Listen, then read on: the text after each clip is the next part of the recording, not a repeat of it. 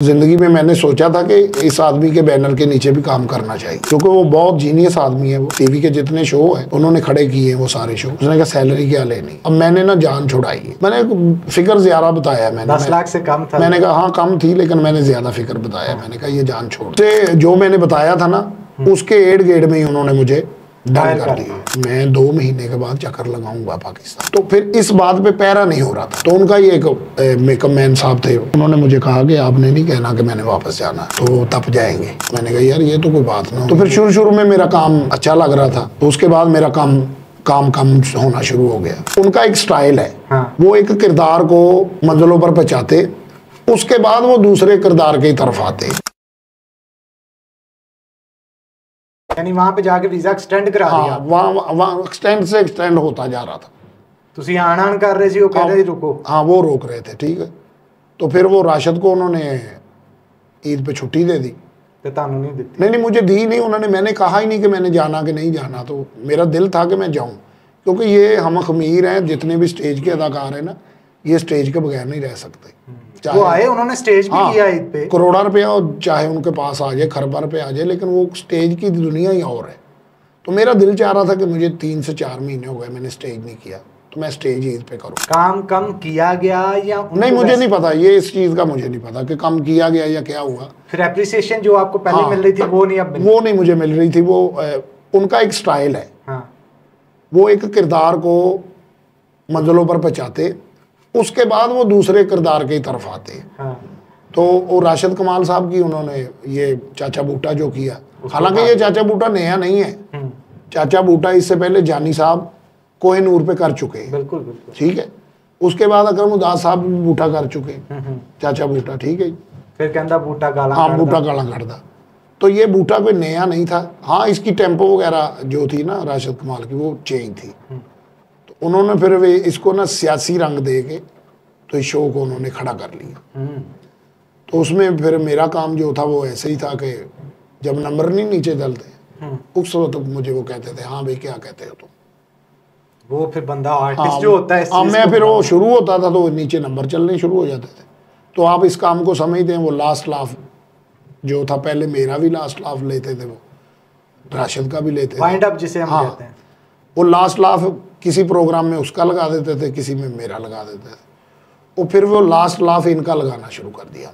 आपका वो भी काम उधर से भी थोड़ा काम कर दिया। वो मुझे फिर ना ये ताहर सरवर मीर साहब, वो सॉरी वो ये जो जियो पे बनते रहे ना, इनका नाम है क्या है, मीर करके नाम है। अच्छा। अली मीर साहब।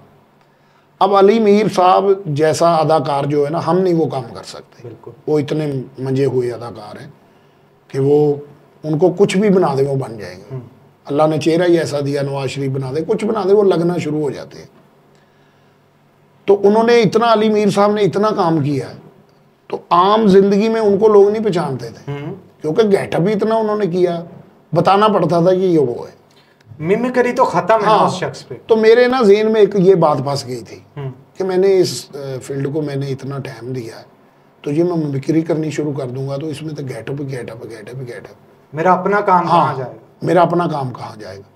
तो कुछ मेरे बच्चे छोटे हैं अभी, तो उनको टाइम भी देना, उनको टाइम देना था। फिर मैं ग्वाल मंडी में रहता हूँ 20 साल से, कल्चर फिर होता। हाँ, तो वो मुझे फिक्र पड़ गया था कि मेरा बच्चा तो अभी छोटा है, बड़े के साथ भी बड़ी उनसे मेरी, छोटे के साथ भी ज़्यादा है।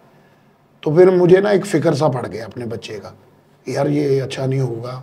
मैं पैसे तो कमाता हूँ, सारी ज़िंदगी मैंने कमाए, तो कहीं ऐसा ना हो कि मेरे बच्चों का मुस्तकबिल ख़राब हो जाए। क्योंकि मेरा बच्चा जो है छोटा वाला, वो क्रिकेट का उसे शौक़ है।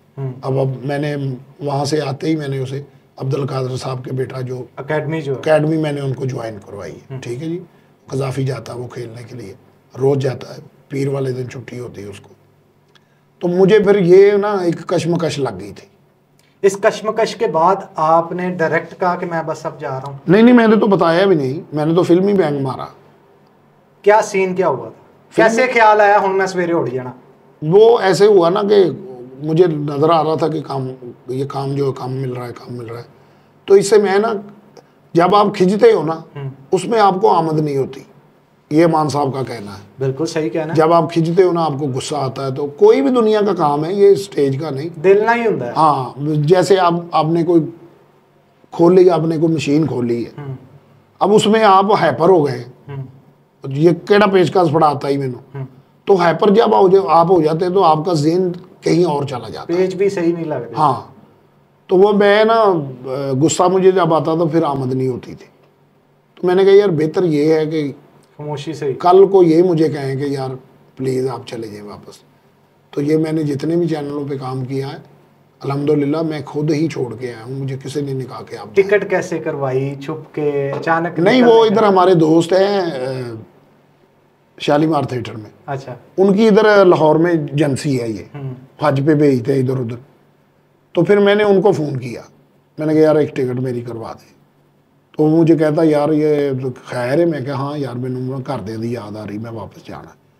तो मैंने ना राशिद को बताया ना अमले को किसी आदमी को बताया, मैंने रात को शो मुकाया, शो ख़त्म किया मैंने 12 बजे, वहाँ 12 बजे के बाद अलाउ नहीं है शारजा में, आप काम नहीं कर सकते, तो हम तो वैसे भी नहीं कर सकते थे क्योंकि हम तो गए थे विजिट वीज़े पे, तो चोरी काम हो रहा था सारा। यानी आफ्ताब साहब के शो के अंदर चोरी काम हो रहा था विजिट वीजे के ऊपर? विजिट, हाँ विजिट वीज़ा है ना वो, और ये कानूनी तौर पे नहीं है कंपनी, उनकी कंपनी है। अच्छा, कंपनी के जरिए, हाँ कंपनी के जरिए, जारी बात है उन्होंने वो लाइसेंस बनवाया था, लेकिन वो मुझे लग रहा था, है नहीं था ऐसा, मुझे लग रहा था कि ये रॉन्ग है, ठीक है, क्योंकि बातें वहाँ दोस्त वगैरह भी और मेन सबसे बड़ी बात पिछा याद आता ना जिन्नू फिर हर शय भूल जाती। तो फिर मैंने किसी से नहीं पूछा, उसने मेरी टिकट करवाई है, उसने मुझे कहा कि कल 3 बजे तुम्हारी फ़्लाइट उठ जाएगी, तुमने 11 बजे, और यहाँ तक मुझे भी नहीं पता कि मैंने दुबई से जाना है। अच्छा, अब मैंने कहा एयरपोर्ट पे उतरा हूँ मैं शारजा के, शारजा से ही उठ जाऊँगा मैं।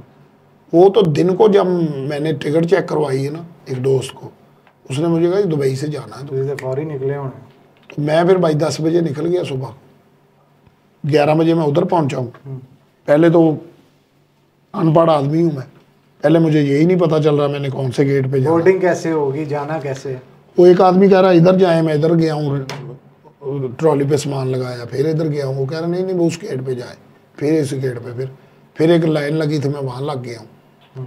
जब मेरी बारी आई है तो उन्होंने देखा, जब उन्होंने कहा ये नहीं वो खुलेगा वो काउंटर आपका, आप टाइम से आ गए? हाँ, आपका काउंटर 1-1:30 बजे शुरू होगा। तो मैं उधर खड़ा हो गया, फिर वो बोर्डिंग वगैरह हुई, तो फिर अब मैं लोगों से पूछ रहा हूँ कि ये किधर जाना भाई, किधर जाना है। मैंने पहले तो अरबी आ रहे हैं सब, मैंने कहा हाजा कमा की कमा, इन्होंने कोई पता नहीं लग रहे। फिर वो लाहौर का लड़का मुझे नजर आया, उसको मैंने टिकट चेक करवाई, तो कह रहा मेरे पीछे पीछे आ जाए, वो भी आ रहे हैं। हाँ, वो जो मुझे वहाँ जाके पता चला कि यहाँ से तो पहले ट्रेन पे बैठना पड़ेगा। अच्छा, मैंने वहाँ रह जाना था अगर वो आदमी मुझे ना मिलता, क्योंकि मैं तो फर्स्ट टाइम, वो इतना वसी तो है वो एयरपोर्ट दुबई का।